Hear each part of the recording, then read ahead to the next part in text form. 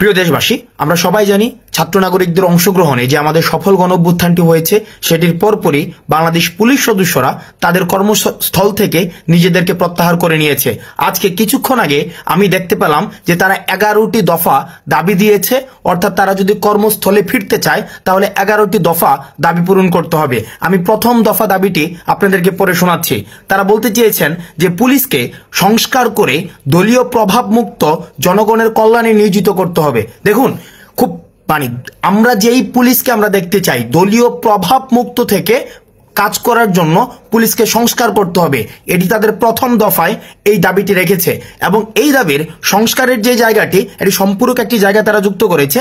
সেটি বলেছে, আমরা যে রঙের ইউনিফর্ম পরিধান করে কলঙ্কিত হলাম সেই পোশাকের রং পরিবর্তন করে কনস্টেবল থেকে আইজি পর্যন্ত একই ড্রেস কোড নিশ্চিত করতে হবে। এটি ছিল তাদের প্রথম দফার ক নাম্বার দাবি। খ নাম্বার দাবিতে তারা বলেছে, আমাদের সকল পুলিশ সদস্য ও তাদের পরিবারের নিরাপত্তা নিশ্চিত করতে হবে এবং এর সাথে সাথে যে সকল সিনিয়র অফিসাররা ক্ষমতার লোভী দালাল পুলিশ অফিসারদের কারণে আমাদের শত শত পুলিশ সদস্য ও সাধারণ ছাত্র জনতা মৃত্যুবরণ করেছে তাদেরকে গ্রেফতার করে অনীতি বিলম্বে বাংলাদেশের প্রচলিত আইনে বিচার করতে হবে এবং তাদের অবৈধ সম্পদ বাজেয়াপ্ত করতে হবে। এটি অত্যন্ত গুরুত্বপূর্ণ একটি দাবি।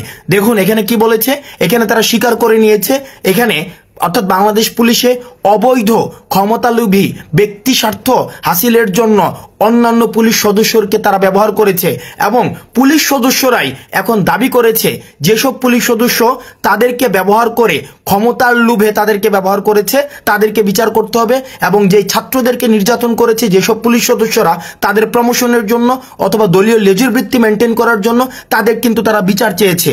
তারপরে দেখেন, তারপরে 2 নাম্বার দাবিটি একে খুব গুরুত্বপূর্ণ একটি দাবি। সেখানে তারা বলেছেন যে এই চলমান আন্দোলনে যেসব পুলিশ সদস্য মারা গিয়েছেন তাদের পরিবারেরকে সহায়তা দিতে হবে, আর্থিক সহায়তা দিতে হবে এবং সেখানে বলা হয়েছে যে জানমালের নিরাপত্তা ব্যবস্থা নিশ্চিত করতে হবে।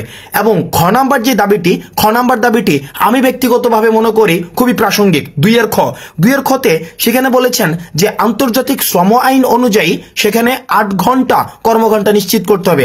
আপনারা সবাই জানেন বাংলাদেশ পুলিশের যেই কর্মঘণ্টা সেখানে নির্দিষ্ট কোনো কর্মঘণ্টা নেই। সেখানে হচ্ছে অর্থাৎ একটা পুলিশ 24/7 ডিউটি করতে হয়। আমরা জানি একটা মানুষের পক্ষে 24 ঘন্টা ডিউটি করা সেটা কখনোই সম্ভব না।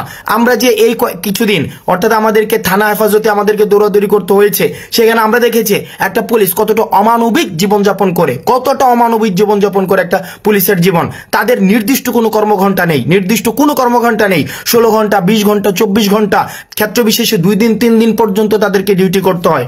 তাদের টোটাল 11টি দফা দাবি রয়েছে এবং প্রত্যেকটি দফা আমি যেগুলো পড়েছি কিছু কিছু দফা হচ্ছে ডিপার্টমেন্টাল, কিছু দাবি, বেশিরভাগ দাবি বা আমি প্রথম যে 4টি দফা দাবি যেগুলো সার্বজনীন সাধারণ মানুষ বুঝবে, আমি এই 4টি দফা দাবি পড়েছি। 4টি দফা তারা 2টির মধ্যে বলেছেন, দেখুন আমরা এমন একটি পুলিশ চাই, আমরা বৈষম্য বিরোধী ছাত্র আন্দোলন এমন একটি পুলিশ চাই যে পুলিশ কখনোই হচ্ছে কোনো ধরনের গোষ্ঠী কেন্দ্রিক নিয়োজিত হবে না, বরং সেই পুলিশটি হবে জনগণের পুলিশ, অর্থাৎ পুলিশকে জনগণের সহায়তার জন্য জনগণের দোরগোড়ায় পৌঁছে দিতে পারবে। অর্থাৎ পুলিশের সাথে জনগণের যে মেলবন্ধনটি, সেই মেলবন্ধনটি যথেষ্ট সুসম্পর্কের ভিত্তিতে গড়ে উঠবে। আমরা দেখেছি সাধারণ জনগণের যে ক্ষোভটি সেটি কিন্তু পুলিশের উপরে না, বরং সেই ক্ষোভটি হচ্ছে পুলিশের পোশাকের উপরে। অর্থাৎ যারা গত 16 বছর ধরে ফ্যাসিজম কায়েম করেছে এই পুলিশের পোশাকটি ব্যবহার করে, অর্থাৎ তাদেরকে লাঠিয়াল বাহিনীতে পরিণত করেছে।